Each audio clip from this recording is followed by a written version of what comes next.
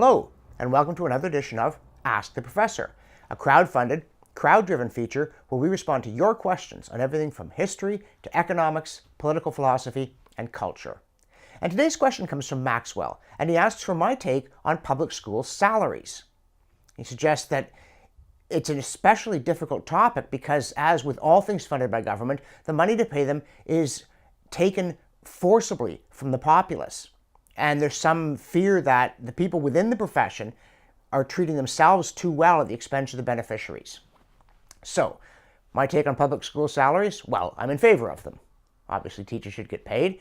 I'm concerned that they're too high. In Ontario, teachers with 10 years' experience can be making as much as $94,000. And while I'd like to see everybody get rich doing something they love, public sector finances are under terrible stress. But I want to address the question, are these salaries too high? Not by jumping in at the end of the process and saying, yeah, they're too high, it should be this, it should be that, as though I understood everything about an education, including just how difficult and demanding it is to be in front of 22 8-year-olds for 6 hours a day. Frankly, I get exhausted just thinking about it. But when you're trying to figure out how to do things in public policy, it's really important not to just put a covetous eye on the outcome and say, oh, well, I know everything, this is how it should be, but to think about the kind of processes that will generate fair and effective results. It's one of the key differences between liberals and conservatives. Liberals are impatient with rules. They trust their superior compassion and intellect sufficiently to believe that they can come into any situation, see what the proper outcome should be, and decree that it be so in a way that is to the general advantage. Conservatives are far more aware not just of their own limitations, but also of the difficulties in understanding all the implications of our actions. So we focus a lot more on how things are done. And when it comes to schooling, having it be a government monopoly is a bad idea. It's a bad idea for all kinds of reasons. It goes far beyond the salary issue, but it does in fact address it very effectively. Now let me be clear. I think that the law should require every parent to educate their children. To keep your kids mired in ignorance is abuse every bit as much as not feeding them properly or being physically violent.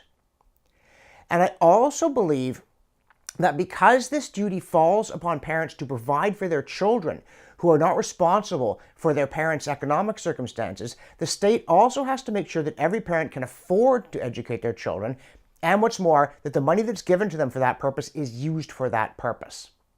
So I do want to see state intervention up to that point, but there's nothing in those two principles that says the state should run the schools, and there are many reasons for thinking they shouldn't. Now, John Stuart Mill, sort of odd on some issues, but very clear on a lot of others, including free speech, said directly the state should acquire education, it should fund education, but it must not deliver it because if it does, it will turn into indoctrination.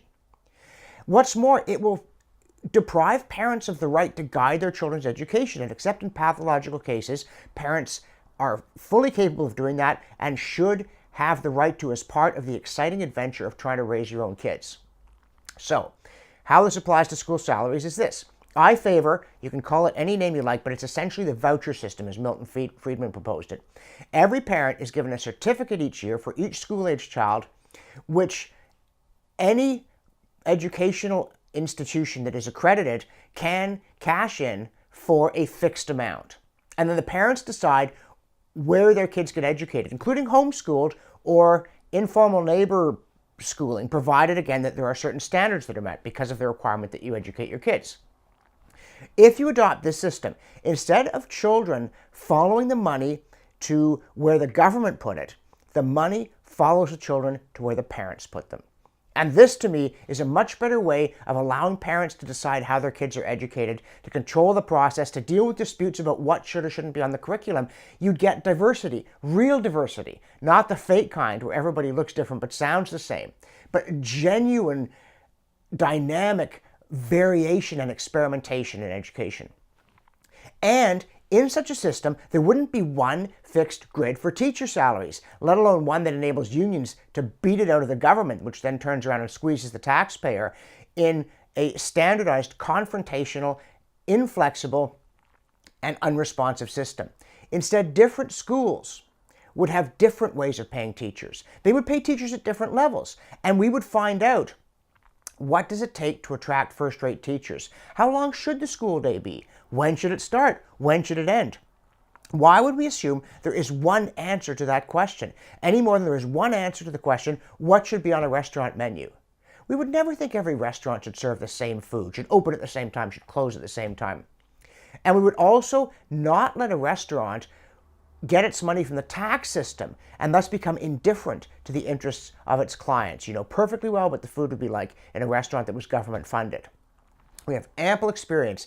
Anything that you do the way the Soviets made cars will deliver you a Lada as the luxury product, and we don't want that. So are teacher salaries too high? Honestly, Maxwell, I don't know. I know we decided the wrong way. We decided in a way that probably means they are. You know, people will cut themselves a bigger slice of the pie if they're allowed to. Remember, the great thing about markets is that the discipline of supply and demand, the price scissors, businesses have to sell products at a low enough price that customers come in and buy them, but at a high enough price that they cover their costs. And this creates all kinds of incentives to provide good customer service, to be efficient in your operations, and to make customer satisfaction your watchword. And as a business, your suppliers have the same incentive with respect to you. They've got to make you happy. So that's how we ought to run the school system. Require that parents educate their children. See to it that they have the money to do so and that can only be spent on that. And then let schools figure out how much do we pay teachers? What kind of conditions do we set for teaching? How do we divide up teaching duties? There's such an enormous range of things that are done better if people are free to work it out in a diverse, decentralized, experimental setting that rewards success, that rewards satisfying people at a reasonable price. I mean, there are a lot of great public schools. There are some lousy public schools, but there are far too few options for parents and teachers and administrators to fix things that are wrong and to improve things that are right. So, I suspect teacher salaries are too high. I suspect that the system is too rigid and that teachers are underperforming, not as individuals, but as a group. But I can't come in and say, okay, the salary should be this, the curriculum should be that, the school day should be like this. There's no one answer to all these things. We need to get away from that model and to a voucher system, and then we'll get everything much better than we have it today, including this question of teacher salaries. If you're enjoying Ask the Professor, remember all the questions come from viewers. So here's the URL that will take you to this place on my website where you can submit a question. And if you think the feature is worthwhile, remember also, it's dependent on crowdfunding. So if you want it to continue and you're not already a backer, click here, make a monthly pledge, and support me in this and all the other work that I do. Thanks for watching, and we'll see you next time.